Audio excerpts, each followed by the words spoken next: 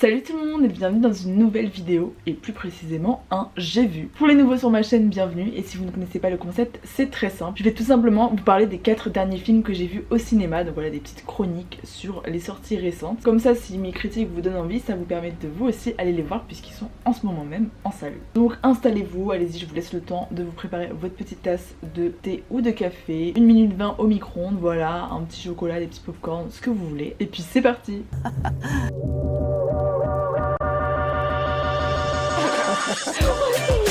Valentine. Comment va Patrick? Thank you, bitch. Je chante la vie, je danse la vie. Alors là je vais pas vous les présenter dans un ordre de préférence, hein, c'est tout simplement l'ordre dans lequel je les ai vus cette semaine. Et on va commencer avec Le règne animal de Thomas Caillet. Plusieurs êtres humains sont victimes de transformations animales qui bouleversent leur mode de vie et leurs relations. Et c'est notamment le cas de Lana, mère d'Émile et épouse de François. Lorsque celle-ci attaque malheureusement son fils, elle est placée en centre hospitalier et François en profite pour démarrer une nouvelle vie ailleurs avec son fils. Et seulement voilà, les créatures sont partout et n'importe qui peut être victime du règne animal. C'est ce que va malheureusement connaître Émile, qui va voir son corps et ses attitudes changer jour après jour. C'est donc un film français qui, on pourrait vraiment le classer dans de la science-fiction, je pense, parce que pour l'instant a priori on n'a pas encore vécu ces mutations là d'humains qui se transforment en mi-animaux, tout ça, heureusement d'ailleurs. Et franchement c'était vraiment une agréable surprise. J'ai beaucoup aimé l'ambiance du film qui est très bien traitée au niveau sonore et visuel. On est vraiment dans l'ambiance animale, dans la forêt avec toutes ces bêtes mi-humaines, mi-animales. La BO est vraiment très très belle aussi, la bande originale, enfin les musiques composées, enfin moi j'adore. Je trouve que c'est vraiment un élément très important qu'on oublie parfois, mais la musique ça peut vraiment tout faire dans un film. C'est à dire qu'un film qui peut être passable, s'il a une belle BO, les scènes vont tout de suite être beaucoup plus belles, beaucoup plus intenses, et là je trouve que la musique apporte vraiment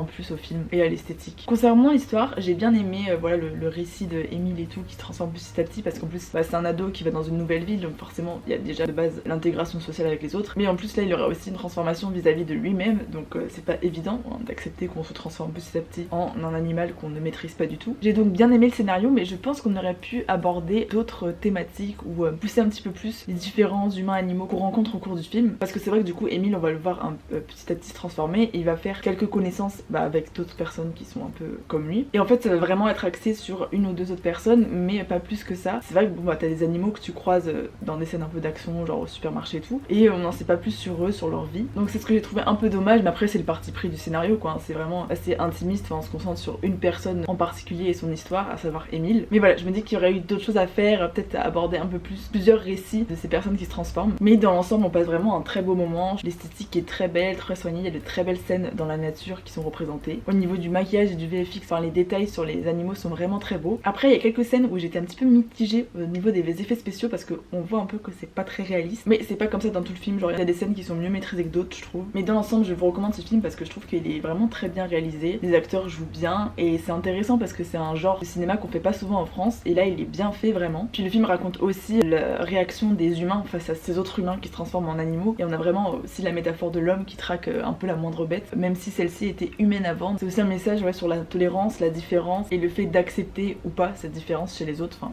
pour certains humains c'est pas possible et pour d'autres évidemment qu'on va accepter ces humains qui se transforment un peu parce qu'ils sont pas si différents que nous. Enfin ils ont juste de nouveaux attributs, des ailes, des museaux, mais donc c'était un très beau film qui invite à la réflexion et qui porte aussi de beaux messages d'acceptation et d'amour. Et petite aparté ou parenthèse ou je sais pas, mais je trouve que c'est aussi un très bon film pour Halloween parce que, alors ce n'est pas du tout un film d'horreur, mais il y a quand même quelques scènes qui font un petit peu peur parce que du coup il y a certaines bêtes, on sait pas trop comment elles se sont mutées et il y en a qui peuvent être un peu dangereuses et c'est vrai que parfois elles se cachent dans les bois, donc t'as des moments de suspension où tu sais pas trop si les humains vont être attaqués et du coup ça donne un petit frisson de temps en temps, donc je trouve que c'est aussi parfait pour cette période où on adore regarder des films d'horreur parce que ça nous met vraiment dans une ambiance assez lugubre sans être non plus beaucoup trop sombre. Dans le casting on retrouve donc dans le personnage principal Paul Richer, son ami est joué par Billy Blaine, son père par Romain Duris et une agent de police qui va se rapprocher d'eux est jouée par Adèle Exarchopoulos, et ces deux duos qui vont un peu rythmer le film marchent très bien. Faut pas avoir peur.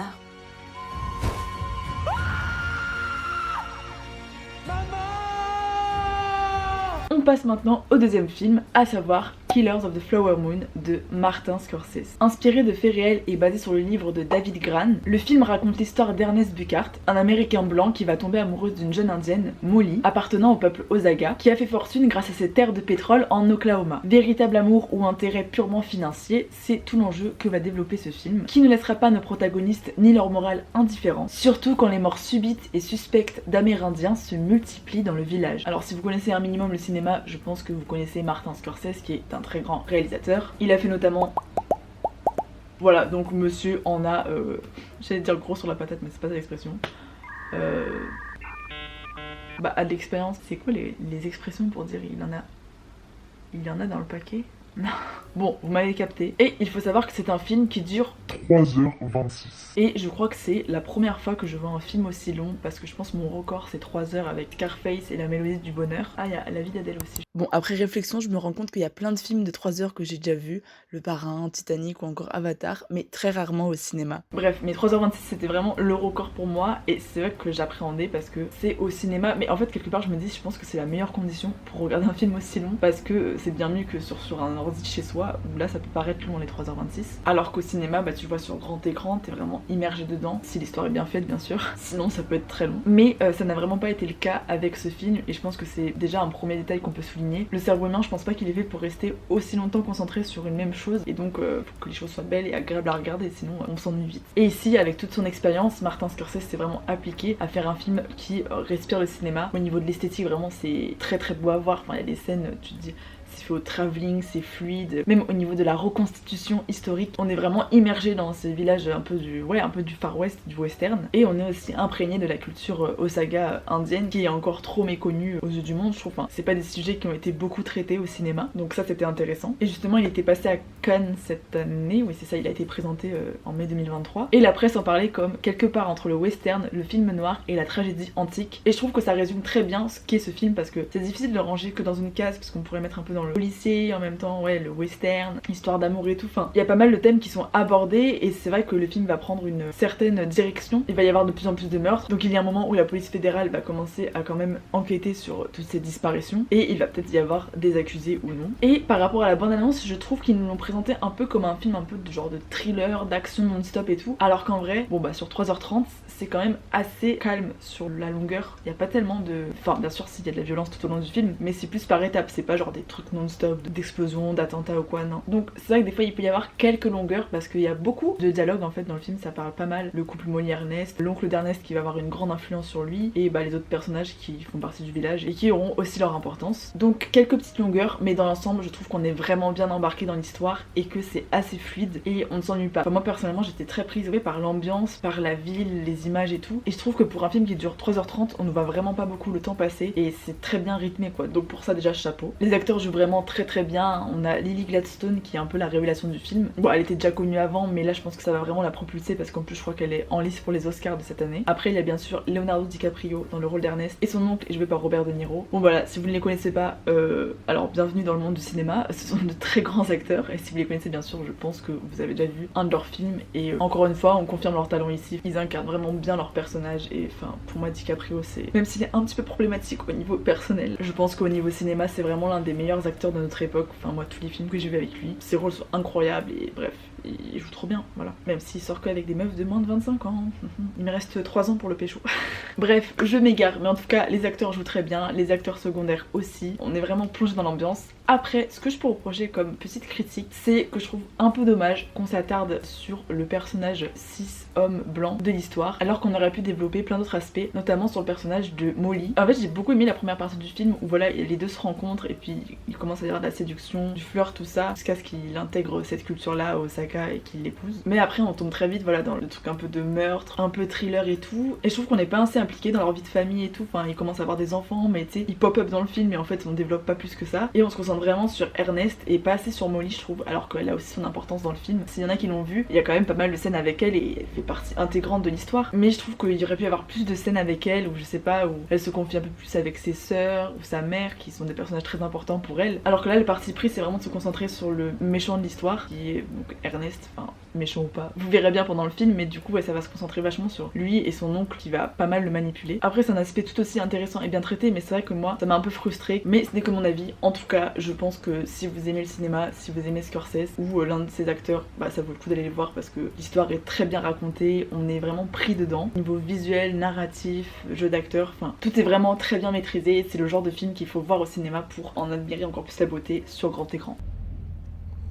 Why did you come here?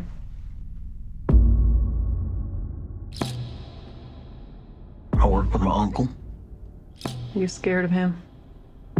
Oh, he's the nicest man in the world. The Osage. Their time is over. We got to take back control of our home.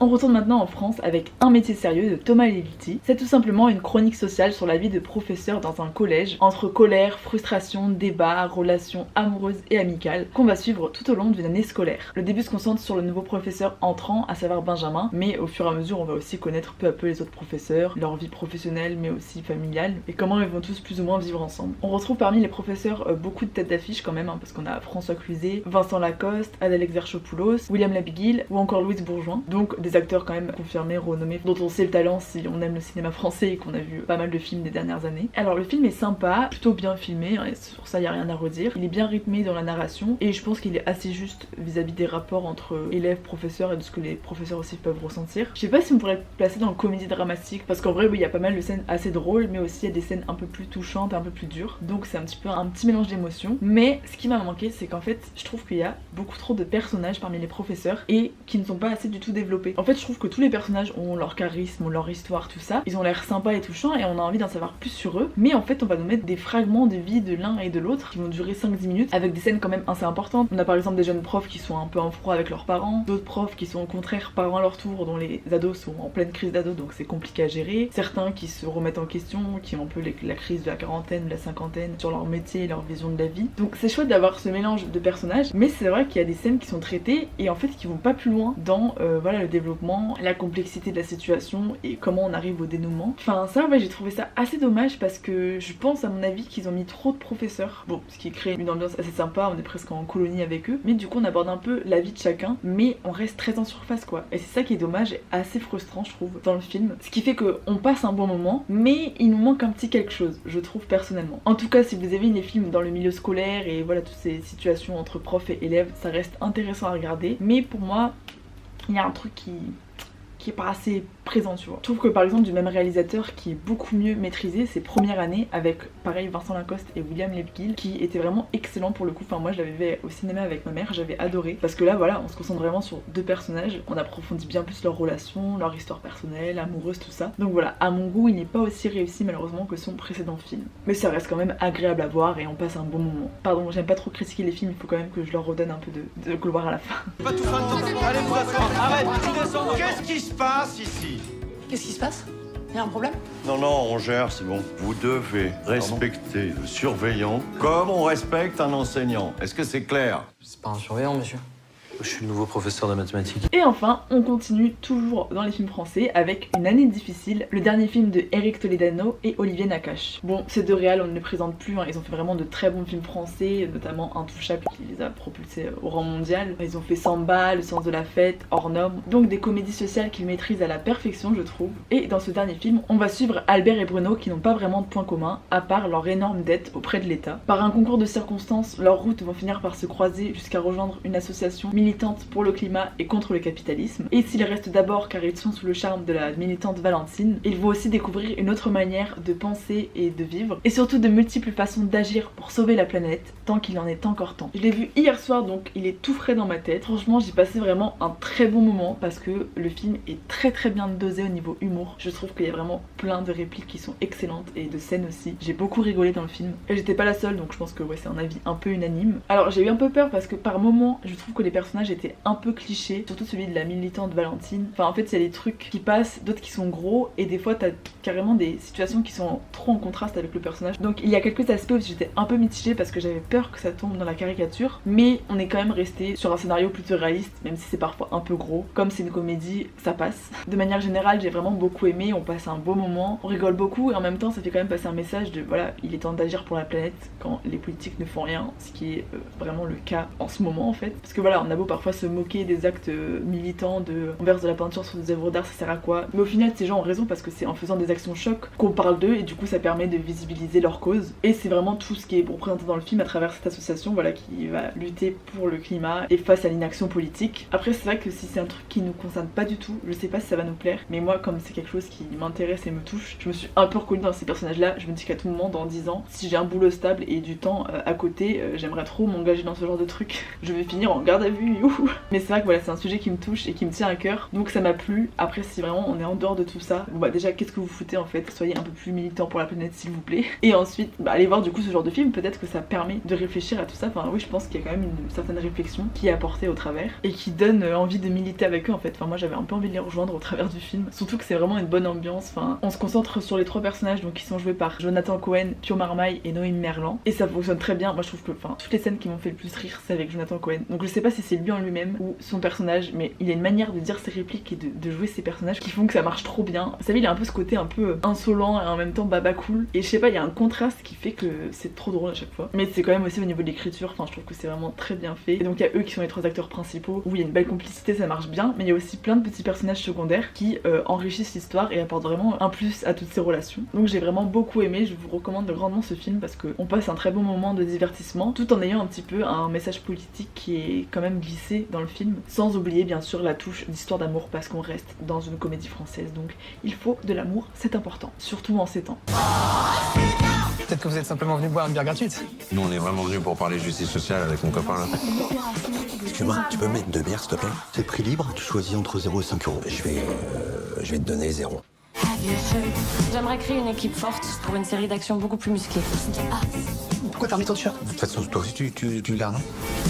Tu sens l'impact là? Ah oui, je sens l'impact. Bon. Et voilà, c'est déjà la fin de ce J'ai vu. Ça y est, l'automne arrive, il fait de plus en plus moche, froid, pluvieux, surtout à Paris. Donc quoi de mieux que d'oublier le mauvais temps et d'aller au cinéma pour se divertir, s'évader un peu, surtout en ces temps assez difficiles. Clairement la bonne humeur n'est pas trop au rendez-vous avec tout ce qu'on voit aux infos, c'est un peu terrible et plombant, parce que même si ça arrive pas près de chez nous, on se dit que c'est à quelques milliers de kilomètres. Pendant que nous on vit nos vies, il y a des gens qui sont sous les bombes en permanence. Et je pense que même si ouais, parfois c'est difficile de trouver un sens à tout ça, l'art ça permet de faire du bien, d'extérioriser ses émotions, de se vider la tête aussi quand on peut, et aussi de revendiquer des choses et des messages à travers les œuvres, donc ça reste important. Je pense à vous, je vous envoie plein d'amour, surtout si vous êtes touchés, concernés plus ou moins directement par l'actualité en ce moment. Force à vous, ne restez pas seul, parlez-en autour de vous, c'est quelque chose qui vous pèse, même s'il y a plein de choses qui doivent nous peser en ce moment. Et puis vous avez aussi le droit d'arrêter de culpabiliser et juste de vous détendre en regardant des vidéos YouTube. Vous êtes tout à fait légitime, comme chaque être humain, à faire ce qui vous plaît, donc vous avez envie. Voilà, c'était le petit message politique, je vous envoie